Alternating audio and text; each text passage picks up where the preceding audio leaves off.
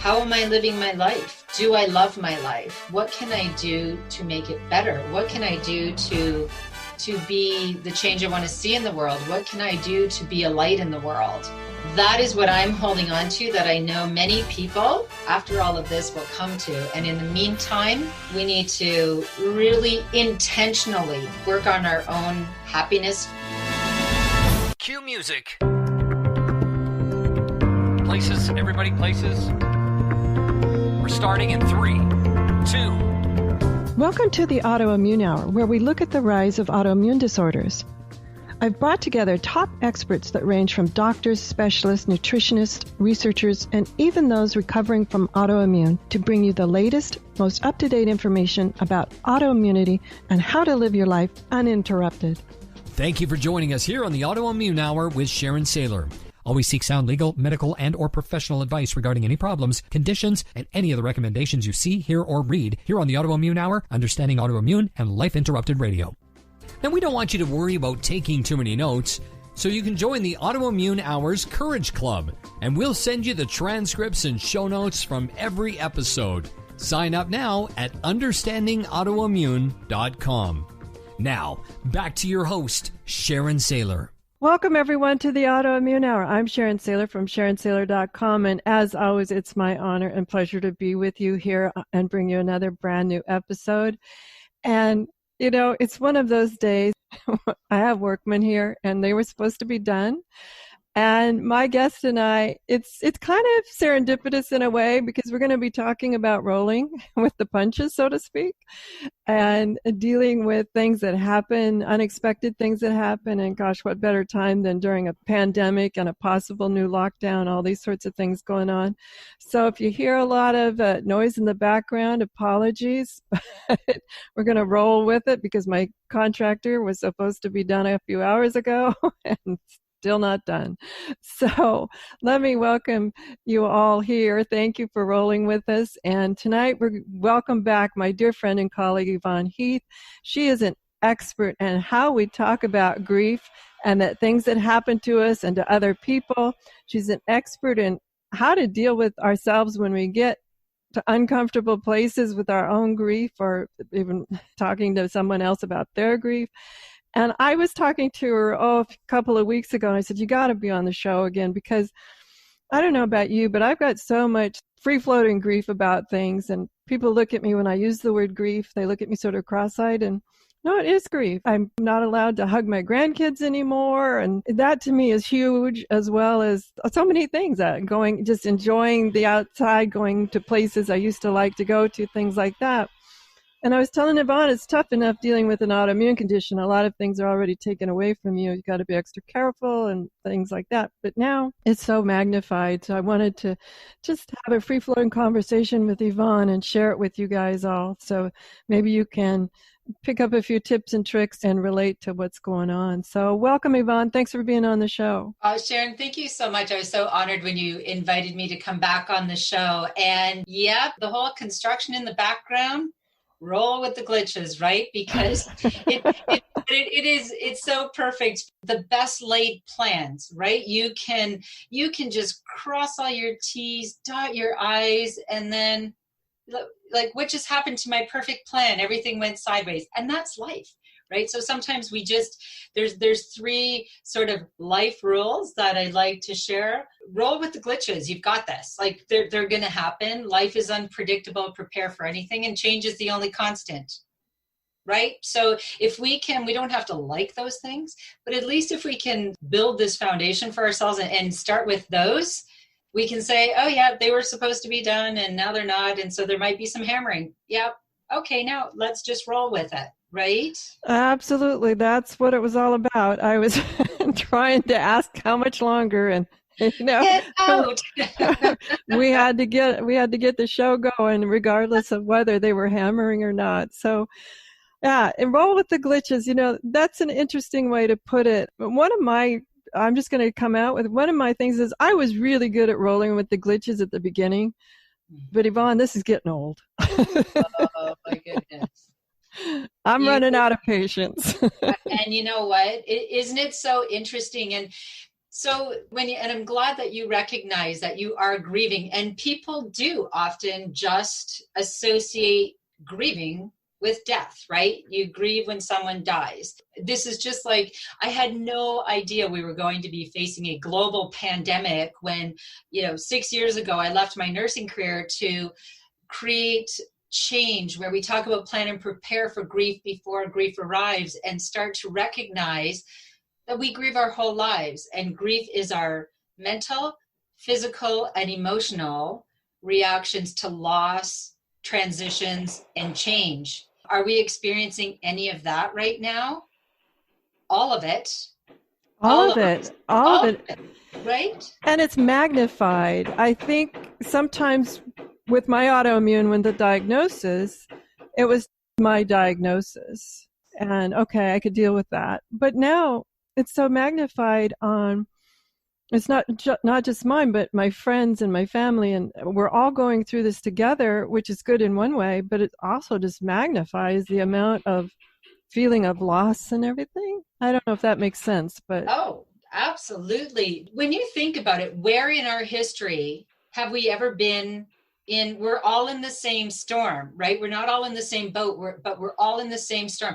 Where in our history have we experienced something that literally affects every single person in the world in one way or another?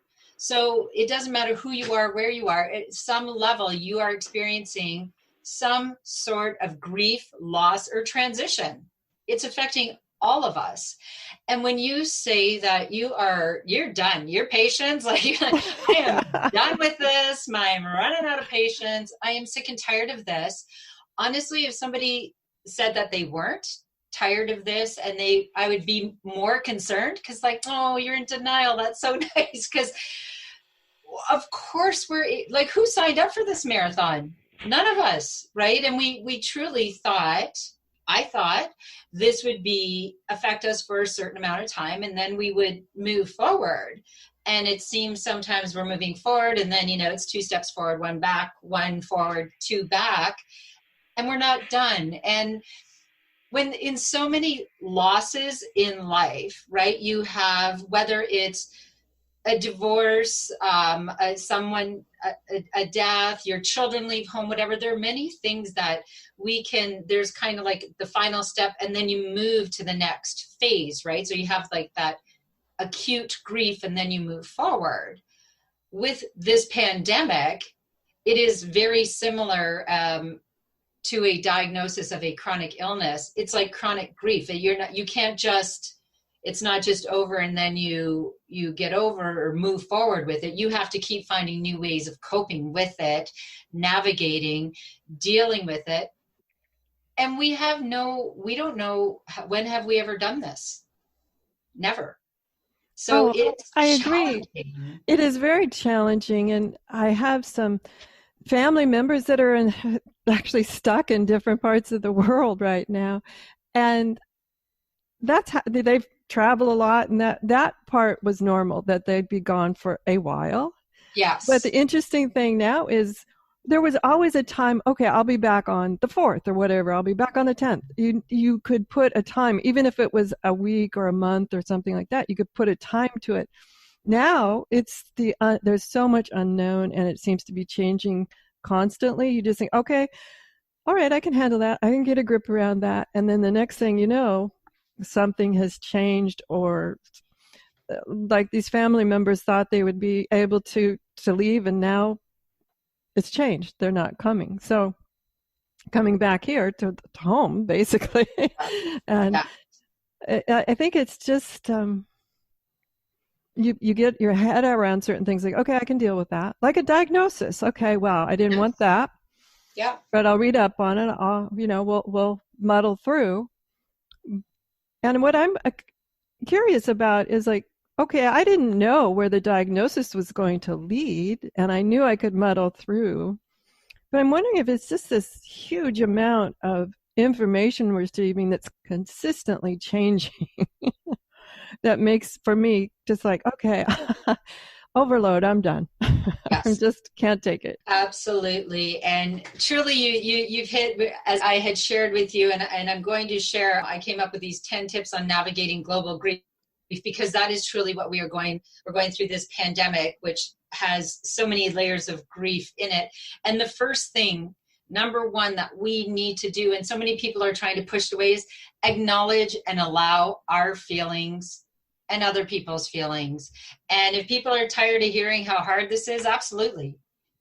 I'm not going to stop saying that. Yes, this is challenging. We want people to say it's challenging, and we want to be challenged, and then we want to move to the next step, right? Right. And every time we move to the next step, there's a new challenge. And so the first thing is to acknowledge, yeah, this is challenging. I mean, we've never navigated this, and I wrap my head around this, and suddenly there's another aspect to it, and I'm exhausted and I'm frustrated. We need to acknowledge that. We need to allow it, and then have a little pity party. Invite all your friends. That's why I have all like my toys are out now. I'm bringing more joy because I'm exhausted, and so I keep upping my own game, because as I acknowledge and allow my feelings, then I say, now what, right? What can I do to help myself? What can I do to help others? And the second point that you hit is the information overload is like a brick, like house, just like a brick wall, just crushing you. And I encourage everyone to be informed, but not obsessed. Right? Be informed, but not obsessed. And again, we don't have to like it, but if we can accept, not like, but accept that the information is probably going to change, even daily, right? And that's hard. Like we want to get to this point. We just heard, it's a perfect example in Ontario, where I live. There's a town, Kingston, and they were doing really well. They had no cases. They started opening things up. Everyone gets excited. Everyone went to a nail salon, and there were 19 cases. 19 positive cases of COVID came out of that one, right, encounter with someone with that. And so it's very deflating. You think, oh, gosh, no. And I mean, we live in Muskoka, which is like a vacation destination for people all around the world. And people are not all staying physically distanced. They are not all wearing masks. They're saying, you know what, I am done with doing all this. And then you have all of us, and I'm sure you are, who's abiding by the rules and trying to, right, be very responsible, protecting ourselves, protecting others. And then you see people all around you that aren't. And that is also very challenging, right? It is very challenging. And the lines have become very blurred. Yes, it's become very blurred, and it is challenging that when you're masked up, gloved up, the whole bit, and you see that others are not. And I'm still processing. I'm not sure how I feel about it. Part of me wants to take all that stuff off too, but I also realize my part of it is, okay, I don't want to prolong this anymore, and it just seems like it just keeps getting prolonged and prolonged. And what the other part I struggle with, which I find interesting, is pre-pandemic. I never knew what tomorrow was going to bring. I never knew what the next hour was going to bring. But now, after about 3 or 4 months of this, I'm really wondering in a way that I never used to wonder, okay, what next? It's funny how I think about pre-pandemic, and I'm like, that never bothered me. But now it bothers me. Do you have tips on sort of talking myself back and say, like, you got it? Or what are some tips that we have for just the mass amount of feelings that we have around it? Because it would be really easy to fall into traps of anger and resentment. Absolutely. And I truly think that sometimes we have to allow those feelings. Right? Like I don't want to have those feelings. I don't want to have those feelings of anger, frustration, and all of those. And I think sometimes we just need to feel them, because there's so many layers. I mean, we can talk about the other things as if the pandemic isn't enough. We have many other things going on in our world that are very challenging and that we are grieving, right? So and then the challenge is in just our own lives. And this is one thing that I did one day. I love my son out west gave me this word. And I remember asking him once how he was doing. And he texted back the MEH, like meh, just kind of meh. And I went, oh, yeah. And so I say, sometimes, I'm waking up and I'm thinking, I kind of feel like meh today, right? Like I don't feel like putting on a happy face. I'm just like meh. And so I take out a piece of paper. I actually take a piece of paper out and I write down all the things that are chipping away at me. This is what's bothering me, this, and I just kind of do a brain dump, right? And then I look at them all, and then I have a little pity party if it's a lot, and I'm so wonderful and all these hard things are happening to me. Meh. And then the things that I cannot change, I will write. Like, I wish I could change this. I cannot. My choice is now what? And then the things that maybe I can change, I break it down for myself, because sometimes I just have this feeling, this overwhelming feeling of meh. And I don't know what it is. And then when I break it down, I go, wow, yeah, there is a lot going on. And no wonder I feel this way. And I acknowledge and I allow my feelings. And I say, this sucks sometimes. I just say like, this whole thing, I am tired of it. My children have had lots of disappointment with volleyball, with school, with camp that they went to for a month of every year. They were going to, being groomed to be counselors, so much grief for them. And it's everywhere. And then I'm looking around to see, I have my self-care toolbox that I literally tell everyone that they should, it's right out there. They should create a self-care toolbox that helps you. Because when I'm grieving. So wait, this is a physical box, like a toolbox. It's an actual physical box. Yes. Okay. It is a beautiful woven picnic basket. It has all these gorgeous colors. When I'm grieving and upset, I can't really remember and I can't really think of the things that help me feel better. Sometimes, right? I just kind of become, it's the fight, flight, or freeze. And I often freeze. And I know that about myself, right? And I understand that. So I go into my self-care toolbox, and the first thing that I will find in there, well, actually, I put it over here, is a duck. And my little duck, it even quacks, which will make me laugh. My duck quacks. And I will say, right, I need to go outside.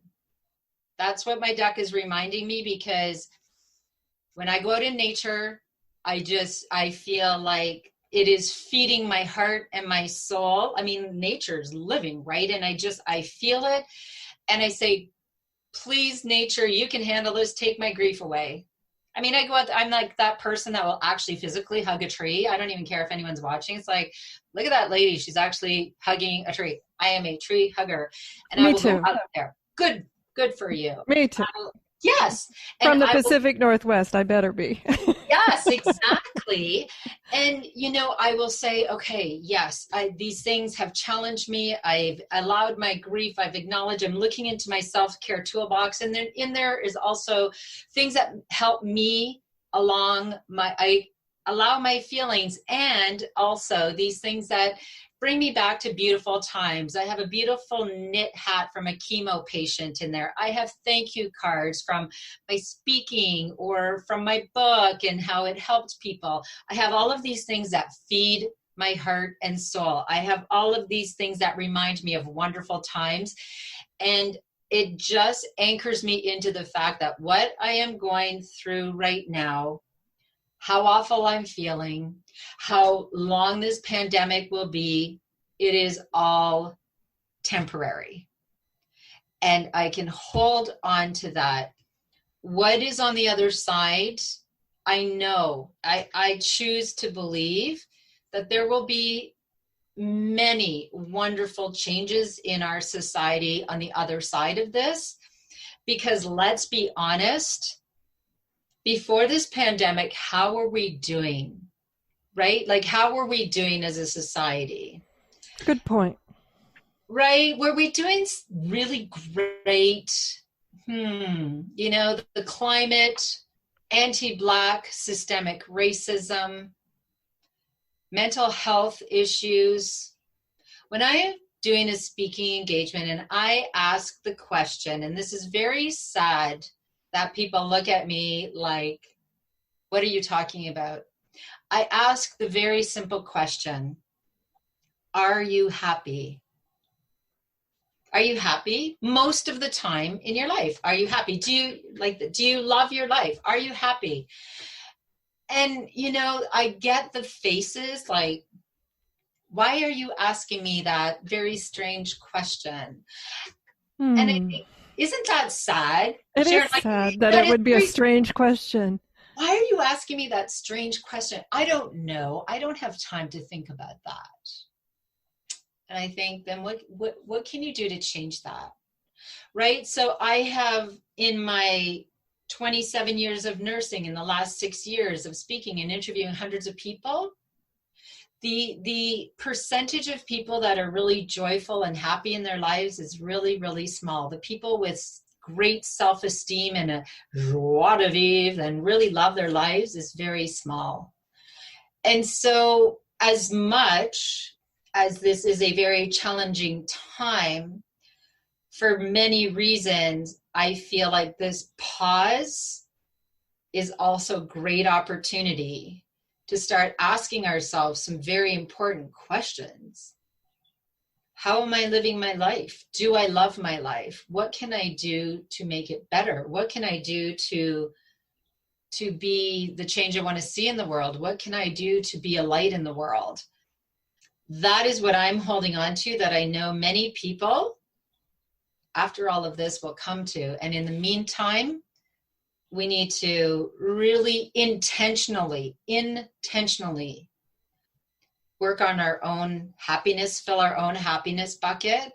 So like, all of this, I did this yesterday because I interviewed a very exciting person. And really? Yes. And intrigue. It's secret, but I just might share because this won't air for a while, will it? Well, it'll probably air in a couple of weeks. I interviewed the amazing and wonderful Patch Adams. Oh my goodness. Congratulations. Can't wait to hear that. How exciting. Right? Now, for the audience who doesn't know who Patch Adams is, just share a little of his story. So Patch Adams there was a movie in 1998 made, Robin Williams played Patch, and I have the VHS here somewhere, which is hilarious, which I showed up to show. VHS for you young millennials, that's how we used to watch movies. Anyway, and Patch watching that movie in 98 changed the trajectory of my nursing career. So his the movie's about bringing heart and humor to grief, death, and dying. He visited dying children, dying people, and he brought them love and humor, and he would put on, clown noses and just, right? We could make people smile.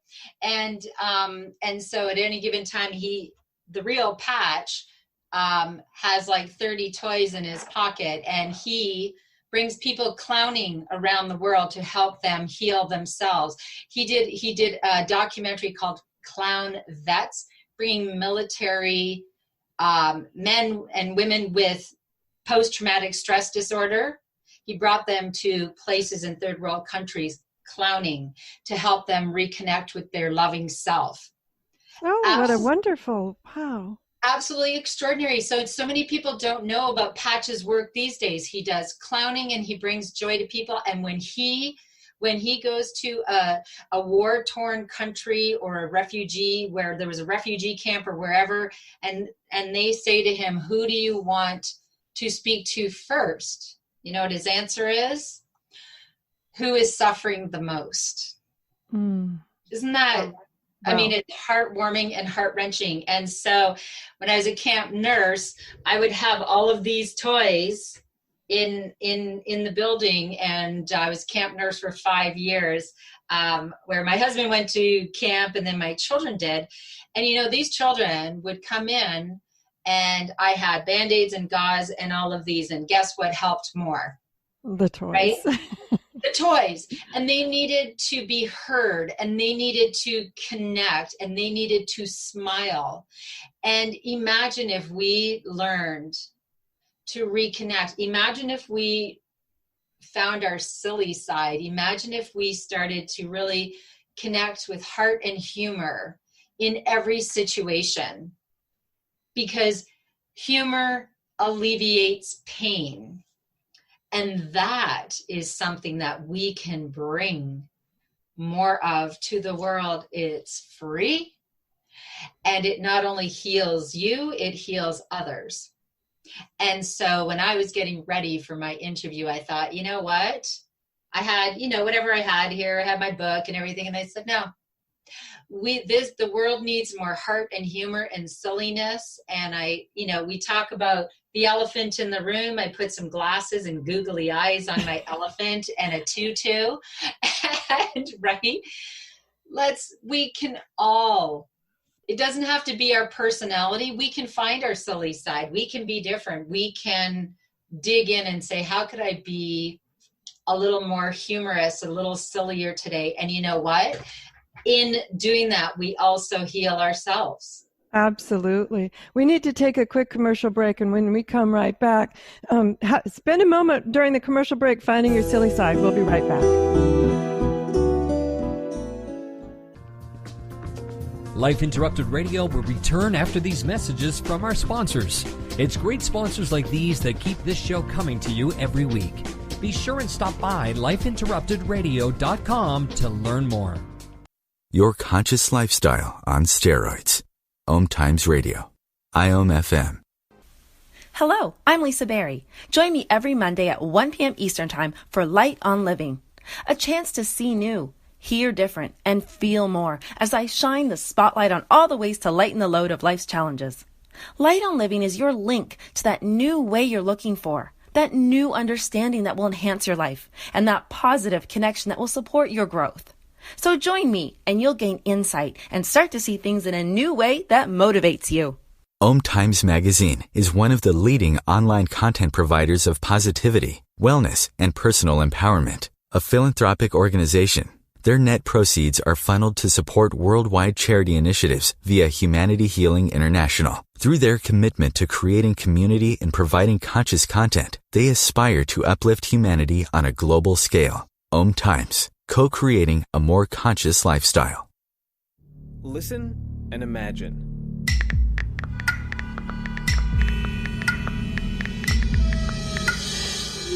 It takes 5 seconds to send a text, and for those 5 seconds, you're driving blind. Life is worth more than a text. Stay alive. Don't text and drive. Visit StopTextStopWrecks.org, a message brought to you by the National Highway Traffic Safety Administration, Project Yellow Light, Noise, and the Ad Council. Hi, this is Sharon, and of course you know me from here on the Autoimmune Hour. Maybe you don't know I'm also an author. My latest book is for kids.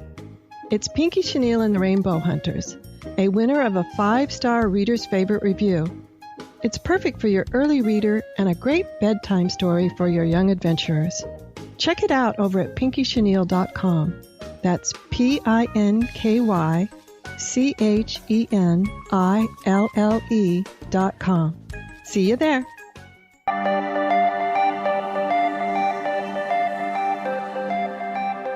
Welcome back, everyone, to the Autoimmune Hour. I'm Sharon Sayler from SharonSayler.com, and tonight we're talking with Yvonne Heath. She is the author of Love Your Life to Death, and she's a TV and radio host and been featured on many podcasts and all types of media. She has a wonderful TEDx talk called Transforming Grief by Just Showing Up. I think that's the right title. Anyway, we're talking to Yvonne tonight about grief, and yes, there's so much going on in the world right now, so many things that we want to fix and heal and do, and so many things that just seem out of control.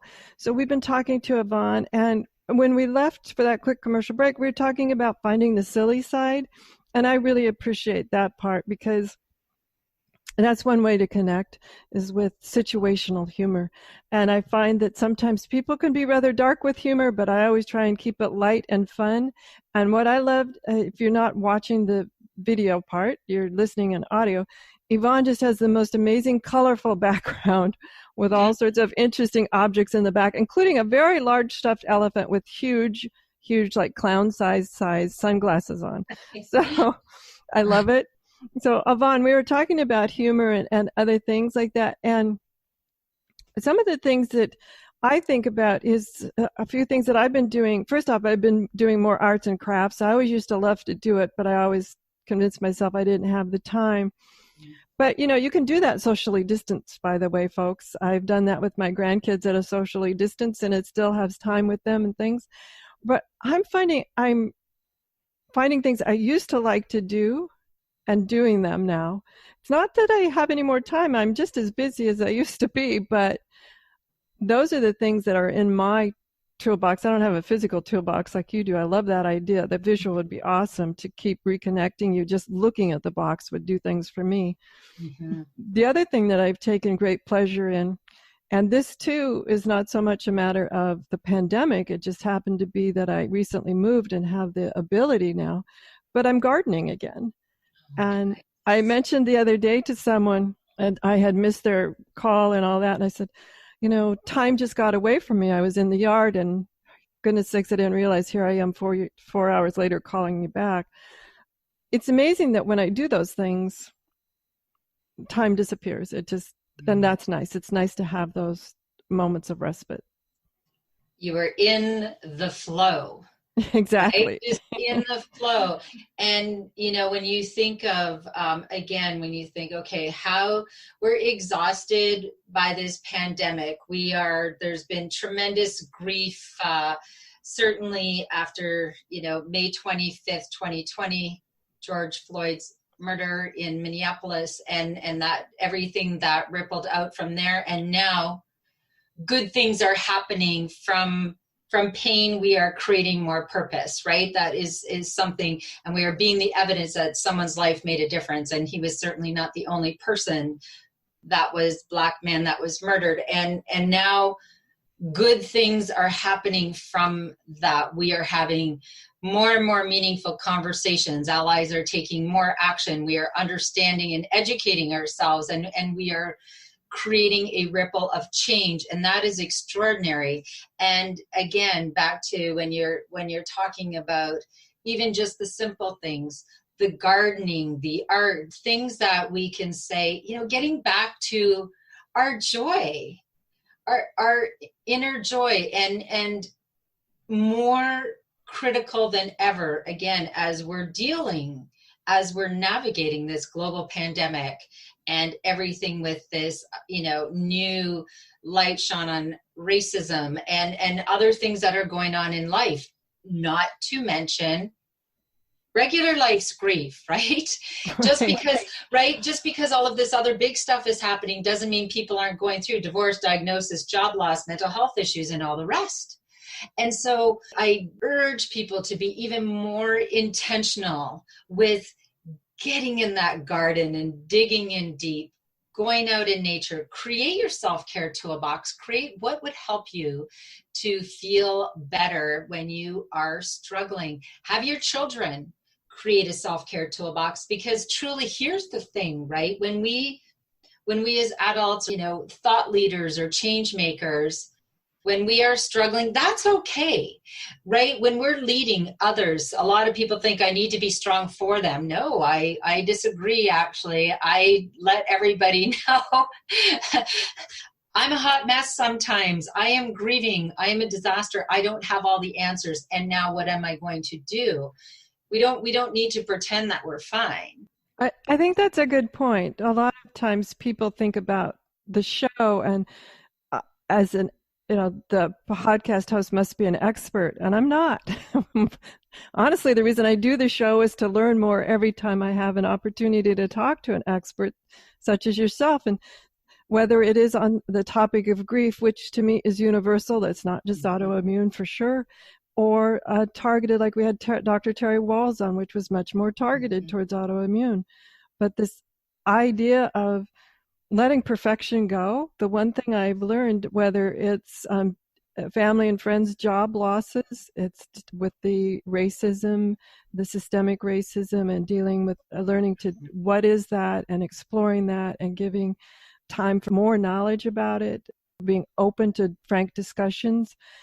This all comes down to this idea, in my mind, of talking about grief. But I want to circle back a little bit. And how do we talk about tough times with people, regardless of which is the one that we want to, or do we talk about them all right now? But what are some ways to talk to people about, I said, our grief and or their grief, and give voice to it, or make sure that the other person knows they're being heard?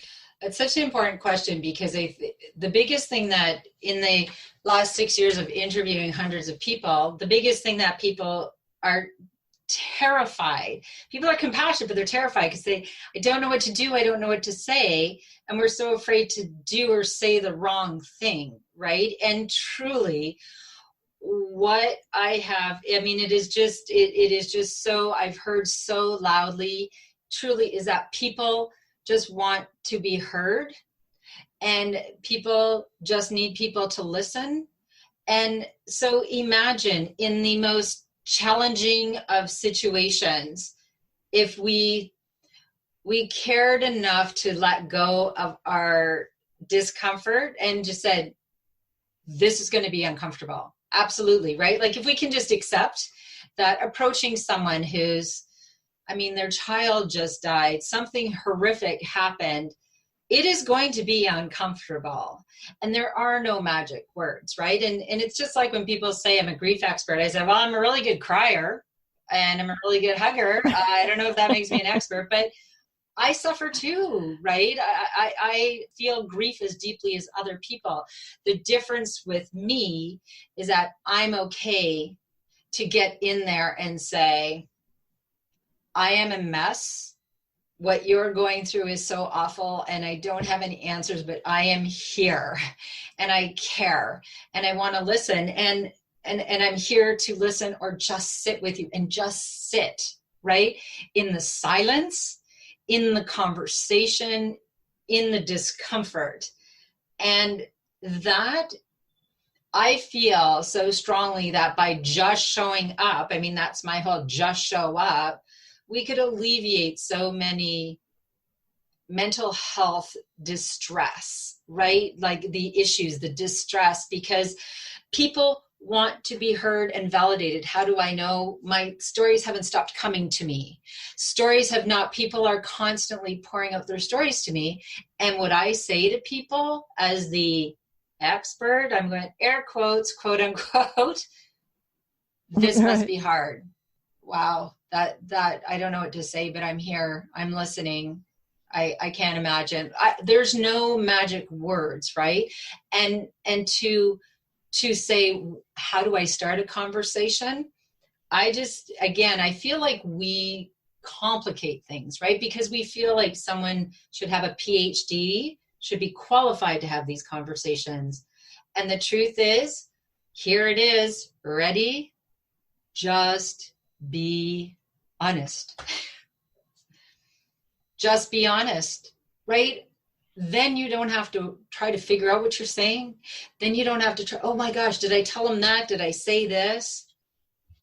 I think it is beautiful to be vulnerable. It is so courageous to say, I am so uncomfortable and I care so much and I'm here. And I'm really struggling and I'm here, right? Like, and I want to talk about this. And I mean, I've done that with, my friends who I know are even more impacted by this whole racism, the whole situation. And I've called some of them and I didn't say anything brilliant. I think I kind of blabbered on. I just was, I felt so shattered after May 20th. I felt shattered, and this was not the world I thought I lived in. I had beautiful conversations, like with Gans for Rents and Anne-Marie Schroeder. And when I was I didn't know what to say or do, and I was okay with that. I just lead with my heart. And I think if we can lead with our heart, and I think if we can bring more humor, right? Because it doesn't have to, grief and joy can coexist. They coexist. And isn't it why people say, well, we can't, bring humor into this? So say, why not? It's already serious enough. It's already serious enough. Well, I think the thing is people have to realize that there's always duality in everything. And stopping and saying, okay, what is the opposite? What's the duality that I'm coming from? And I'm wonderful that you brought up Dr. Gans. Dr. Gans Ferenc was a guest. So everyone, understandingautoimmune.com, look for Dr. Gans. It's G-A-N-Z, and then Ferenc, sort of like the word Terrence, but it's Ferenc with an F. As well as, we haven't had Anne-Marie on yet, but thank you for reminding me. I'll have to reach out to Anne-Marie and have her on the show. Awesome people to connect with. Thank you for bringing that up. Isn't that wonderful about this kind of thing? It's the communities, Yvonne. And what's so amazing to me is you've done this for the show as well as so many others. They're like, oh, Sharon, you need to talk to so-and-so or so-and-so. And that's what I love about this. And I'm just extrapolating here thinking how lucky I am that I've, not through the only through the show, but through other things I've done, have an entire network of people, amazing, gifted people to be able to reach out to. And I think one of the things about the lockdown, in air quotes, is it can feel quite isolating if we allow ourselves, which there are times, as you said, my pity party, I fall into that feeling isolated. Yes. it feel quite isolated. And yet, as you and I are talking, thinking about, well, there are a lot of tools that I just need to pick up. I just need to remember or pick them up and start using them. Yes. Well, and that's why I encourage everyone to do a self-care toolbox, because we forget, right? And I think we also undervalue. So the other thing, nature. I mean, nature is there for you. And truly, again, one of the greatest gifts we can give ourselves is stepping out of our own grief, stepping out of our own story, and go for the heart, humor, and random acts of kindness. Those acts of kindness, and I confess with everyone, I say, I am a do-gooder. I don't even think it's because I'm a nice person. I get so much in return, right? When you go do something good for someone else with no attachment, but that feeling is so beautiful. So when I tell people, if you are grieving, struggling, angry, and you're looking for the world to fix you, you're looking for someone else to fix you, go do a random act of kindness and see how it feels. Go make someone smile. Do you know one of the greatest things I do? And now I got this nose before my patch interview, so I just might do this. So what I do, when I go for a walk, now I think I'll put this on, and I'll just, like, as people walk by, I'm going to go like this. You know, it's so funny, Yvonne. I just thought about on the places where I have to wear my mask, maybe I put the nose on top of my mask. Oh my gosh, that is brilliant. I'm going to do that. Yes, I'm going to get myself a nose. And I like your nose. Now, for some reason here on the video, it looks orange. Is it red or orange? Orange, and I had a funny orange and blue shirt on my interview, and it was the only one that I could find. I went to the dollar store, and I thought, I'll have an orange nose. Why not? But isn't it so ridiculous how easy it is to make people laugh, right? So, yeah, and when I'm in the car with my kids, I say to them, okay, when we go by someone, a construction site, or when someone drives by and they're looking at us, I want everyone to look out the window and go, and you kind of see people's face, like, and for those who are just listening, I'm just opening my eyes really big in my mouth and waving frantically, and they're, you can kind of, people like, do we know them? Oh, who's that weird lady? And then we're just cracking up. I love that we need to take our final quick commercial break. And I love that. Do we know them? I am notorious for having, like, gosh, I recognize the voice. Can't put a name with it, but I recognize the voice. Brings back all those times where I'm like, oh my gosh, I'm supposed to know them. Anyway, we'll be right back. Your conscious lifestyle on steroids. OMTimes Radio. IOM FM. Change and growth are part of natural life, and also part of your spiritual life. Everyone needs support and guidance, especially during life passages. Upgrade yourself with the OMTimes Experts program. With OMTimes Experts, you have access to the best intuitive coaches, spiritual teachers, counselors, astrologists, and oracles. Our team was carefully selected so you can trust. Find out more at experts.omtimes.com. Grab a cup of tea or a glass of wine and tune in for Inspired Conversations with publisher Linda Joy on Tuesdays at 2 p.m. Eastern.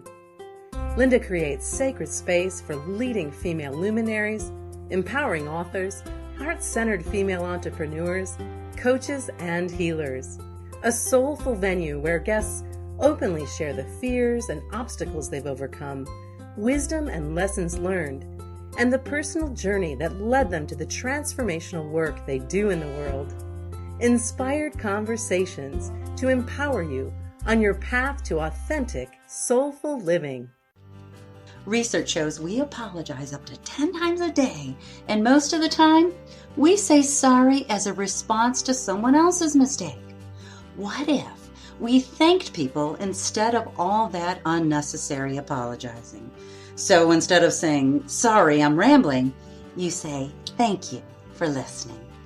Join us at projectforgive.com, a free, non-religious resource on global forgiveness.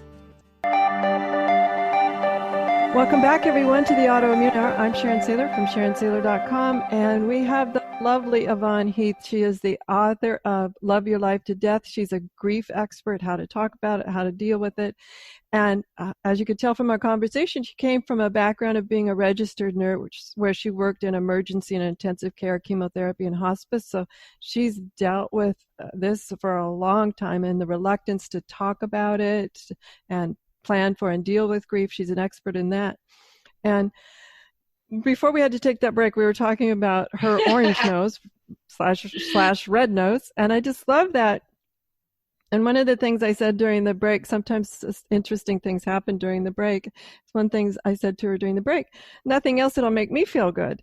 And that was an interesting thing that just popped into my head. It was like, well, I don't really care what other people think, if they enjoy the red nose or not. If nothing else, it'll make me feel good that somehow I've decorated my mask up. Absolutely. Absolutely. Yes. Yeah. So we're down to, just to the last 8 minutes with Yvonne. Time just flies.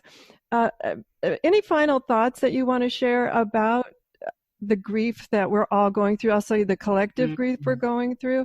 And then you have a wonderful tip sheet that you've put out. So tell everyone how to find that, as well as get your book, Love Your Life to Death.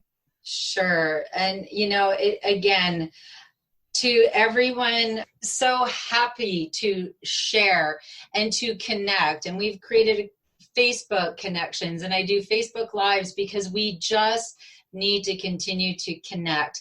And with everything that's going on in the world, this global pandemic and all of the other issues, and there's new grief arising, and it's perhaps a world that you didn't know how challenging things were, certainly in anti-Black systemic racism. I mean, that's just a whole new thing. And I really, really, really encourage you to be so kind and gentle and compassionate with yourself first.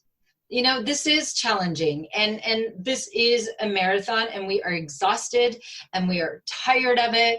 I look at my mask sometimes, I just want to throw it in the garbage. I'm like, I'm tired of all of this. And yes, of course you are.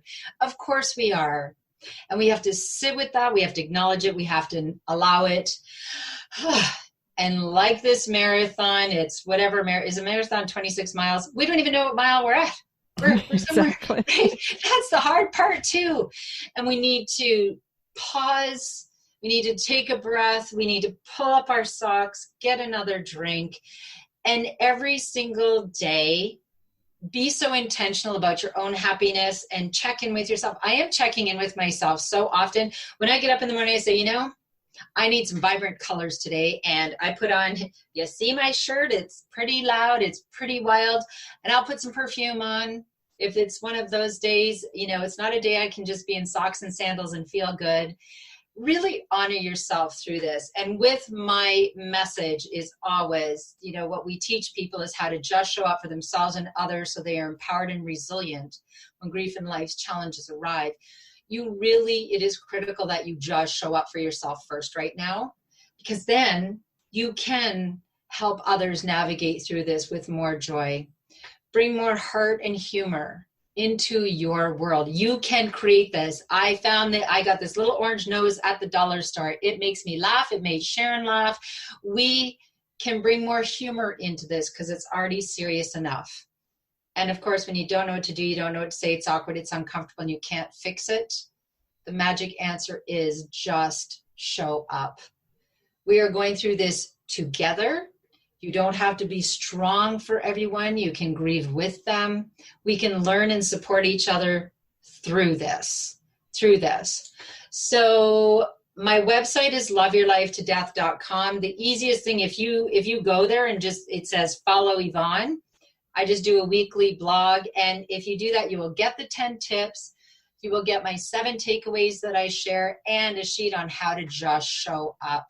So many tips on my website as well. I'm so proud. I now have my online program, which is called Get Ready for Grief and Life's Challenges. Do you know when I finished that? I did a pilot to test it. I finished that a week before the pandemic. Oh, wow. How fortuitous is that? Amazing. Like people are saying, oh, did you create this because of the pandemic? I said, I've been working on this for a year. We finished the final touches just before a private Facebook page. Lots of free resources. My book is on the website, loveyourlifetodeath.com. And again, connect with us on Facebook. We are here to learn from and support one another. And whatever you do, remember to bring heart and humor into it in random acts of kindness. Oh, I love that, heart and humor and random acts of kindness. And one of the things that popped into my head when you mentioned that a little bit ago as well was, how do you do a random act of kindness, sort of socially distant? And one that popped into my head was this idea. My friend called me the other day and she'd gone through a drive-through to get some coffee and someone had already paid for her coffee. And so I'm thinking that is a great way to do it. Bring that back. That was the kind of an oldie but a goodie, but gosh, completely socially distanced. Made her feel it made her feel so good that she called me to tell me that had happened to her. You see that ripple? And yeah, so that my call to action would be, how can you just show up for yourself first? And how can you just show up for someone with a random act of kindness? We painted a bunch of rocks from our garden and put them at the end of grandparents and my dear friend Eva Olson's driveway, who is a Holocaust survivor. And the rock on her rock said, "We love you, Eva." My daughter painted it. And when she called us to say how she was tearful and said how much that rock meant to her. Yeah. It's funny you bring that up. Arriving today via order is some rock painting brushes or pins, I guess they're called. And my grandkids are coming over, socially distanced. We've got a big table out in the backyard. We're going to paint rocks in a couple of days because we went for a walk not too long ago and someone had put little painted wooden hearts hanging. They look sort of like a Christmas tree ornament, I guess is the best description. Somebody had painted those and hung them all around the neighborhood. And it was so wonderful. It was like, oh, this is so cool. And so my granddaughter and I talked about it. Creativity and imagination and simplicity, right? It doesn't take much. It doesn't take much to warm someone's heart and connect with them. So I encourage everyone, I know we're still in this, and turn to humor and kindness, random acts of kindness, and fill your own happiness bucket. We will get through this better. We will. And I'm also encouraging people to journal. How do you want it to be as we move through this and at the other side? What is that other side going to look like? Because I think that helps us create it. If we don't know what we want, in the future, how do you know you've got it? How do you know you're going to get it? All of those sorts of things. So I'm a big fan of journaling. So write down, what is your future going to look like, and that type of thing, because too often it's easy to fall back into old habits. People say, well, I want it just back to normal. And I've seen that quote and I agree with it, this idea of, like, is that really the normal you want? I mean, what do you want? We've got a reset button right now. What is it that you really, really want? So everyone, that's Yvonne Heath. Her book is Love Your Life to Death. That's also the name of the website, loveyourlife2death.com. As well as check out her TED Talk, Transforming Grief by Just Showing Up. Amazing TED Talk. And thank you so much, Yvonne, for being on the show. Deeply appreciate all your insights about just getting through it right now. Just getting through it. Thank you, Sharon. I appreciate that you are a voice for change, and everyone that when you're bringing messages, you are also, creating change in the world, and you are a light in the world. So thank you for all that you do. Oh, thank you. And everyone, have a great week, whatever your adventures. And yes, find some adventures, share them with me. Drop me a note over at understandingautoimmune.com. We're also on all the social media as Understanding Autoimmune. So Facebook, just Understanding Autoimmune, Twitter, Understanding Autoimmune, all those, Instagram. Check us out on all of the social media and connect with us there. As I said, have a great week. Whatever your adventures, enjoy. The information provided on the Autoimmune Hour, Understanding Autoimmune, and Life Interrupted Radio, including the websites understandingautoimmune.com and lifeinterruptedradio.com, plus social media, is for educational purposes only. What you read, hear, and see on the Autoimmune Hour, Understanding Autoimmune, and Life Interrupted Radio, and its websites, and other media outlets is based on experience only. The information should never be used for any legal, diagnostic, or treatment purposes. Always seek sound legal, medical, and or professional advice regarding any problems, conditions, and any of the recommendations you see, hear, or read here on the Autoimmune Hour, Understanding Autoimmune, and Life Interrupted Radio.